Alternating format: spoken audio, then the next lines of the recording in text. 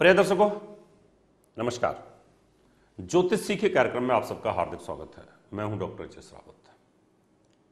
इस प्रोग्राम में हम आपको सिखाते हैं ज्योतिष। सबसे पुराना प्रोग्राम है ज्योतिष सिखाने वाला। आपको पूरी सिस्टमेटिकली हमने ज्योतिष को सिखाया है। दोबारा से फिर इसको रिपीट करेंगे, फिर आपको बताएंगे कि ज्योतिष किस प्रकार से काम करता है। आज आपको बताएंगे मेन लगन।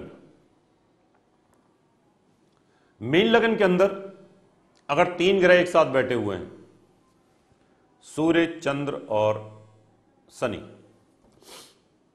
सूर्य मीन लगन में रोग का स्वामी है, शत्रुओं का स्वामी है, कर्ज का स्वामी, बाधा का स्वामी, मुकदमे का स्वामी है। परेशानियां हैं इसके पास में। चंद्रमा यहां एजुकेशन का स्वामी, संतान का स्वामी, बुद्धि का स्वामी, विद्या का स्वामी है। और शनि यहां पर खर्च का और लाभ का स्वामी है। शनि इस राशि का स्वामी का फल कम देगा, थोड़ा इसका ज्यादा देगा।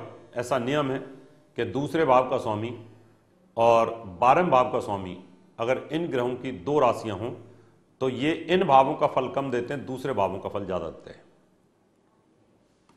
तीनों एक साथ बैठे हैं, शनि और सूर्य। शनि सूर्य ये रोगेश है, खर्चेश है, सष्टेश है।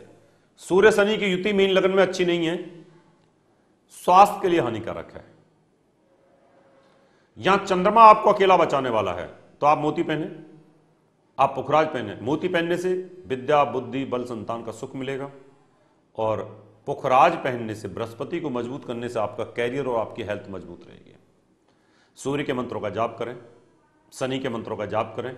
साल में 1 बार शनि और सूर्य की पूजा कराते रहें, लाभ मिलेगा आपको। सूर्य, चंद्र और शनि दूसरे भाव पर बैठे हैं। दूसरा भाव परिवार का है, धन का है, आंख का है, वे ऑफ टॉकिंग का है। यहां नीच का शनि हुआ है तो धन का नुकसान करेगा।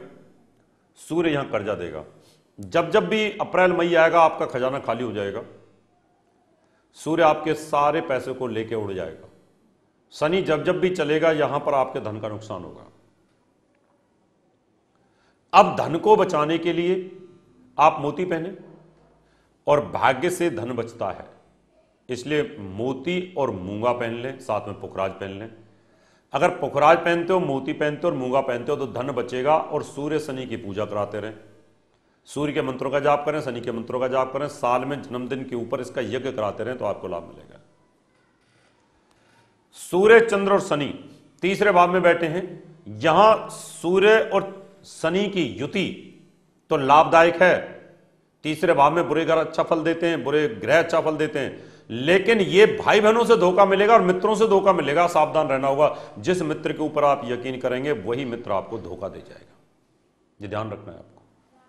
यहां पर चंद्रमा उच्च हुआ है तो आप मोती पहन के रखें, पुखराज पहन के रखें, अच्छा है आपके लिए। मोती पुखराज पहनने से आपकी कुंडली के अंदर एक राजयोग बनेगा, गजकेशी राजयोग बनेगा, उससे बेनिफिट मिलेगा आपको। सूर्य, चंद्र और शनि चौथे भाव में बैठे, मां का स्वास्थ्य खराब रहेगा, मां का सुख नहीं बनेगा, मां के साथ आपका तालमेल डिस्टर्ब बना रहेगा।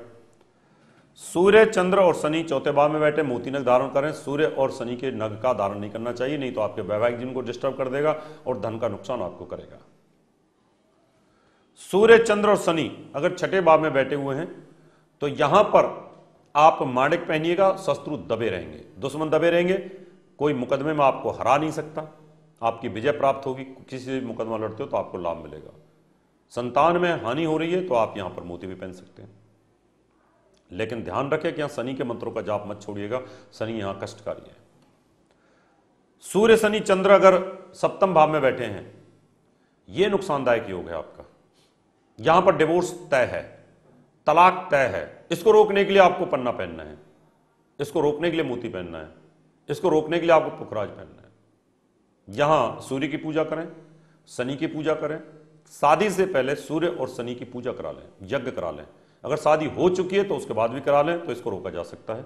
पति पत्नी में जो तालमेल डिस्टर्ब रहता है उसको रोका जा सकता है। सूर्य, चंद्र और शनि, सूर्य नीच हुआ है चंद्रमा के साथ और शनि उच्च हुआ है। यहां पर जब जब भी अक्टूबर नवंबर का महीना आएगा आपके पेट में भयंकर तकलीफ होगी, क्योंकि अक्टूबर नवंबर में ये नीच हो जाता है यहां पर। इससे ध्यान रखना है आपको। अगर आपके पेट में तकलीफ होती है तो आप सूर्य के मंत्रों का जाप करते रहें और शनि के मंत्रों का जाप भी करते रहें, नहीं तो आप उस समय दवाई ले लेकर के आप परेशान हो जाएंगे। सूर्य, चंद्र और शनि, जहां पर चंद्रमा नीच हुआ है संतान के लिए कष्टकारी है, पिता के लिए भी कष्टकारी है।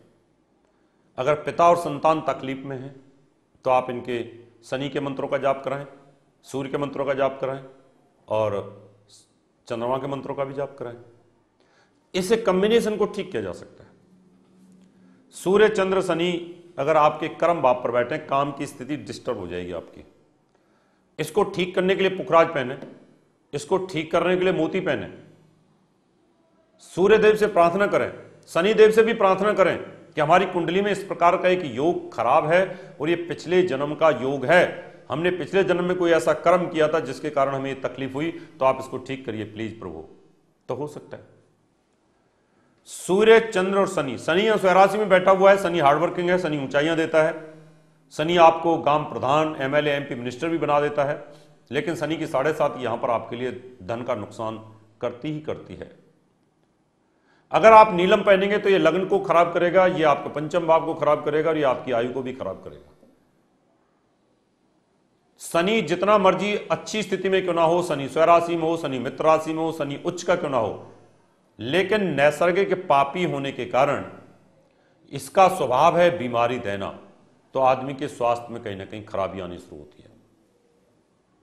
सूर्य, चंद्र, शनि एक साथ बैठे हैं तो तीनों ही नगों को धारण नहीं करना चाहिए, या इनके मंत्रों का जाप करना चाहिए। 12वें भाव में किसी भी स्टोन को मजबूत नहीं किया जाता। दर्शकों, यह था 3 ग्रहों का फल मीन लग्न में। आपकी कुंडली में कोई तकलीफ है, आप अपने बारे में जानना चाहते हैं, पूजा पाठ कराना चाहते हैं, अच्छी क्वालिटी के नग लेना चाहते हैं, वास्तु विजिट कराना चाहते हैं, तो अपॉइंटमेंट लेकर के आप मुझे मिल सकते हैं। अभी समय आपसे हाथ लेने का। अगले एपिसोड में आपसे फिर मुलाकात करेंगे, तब तक के लिए नमस्कार।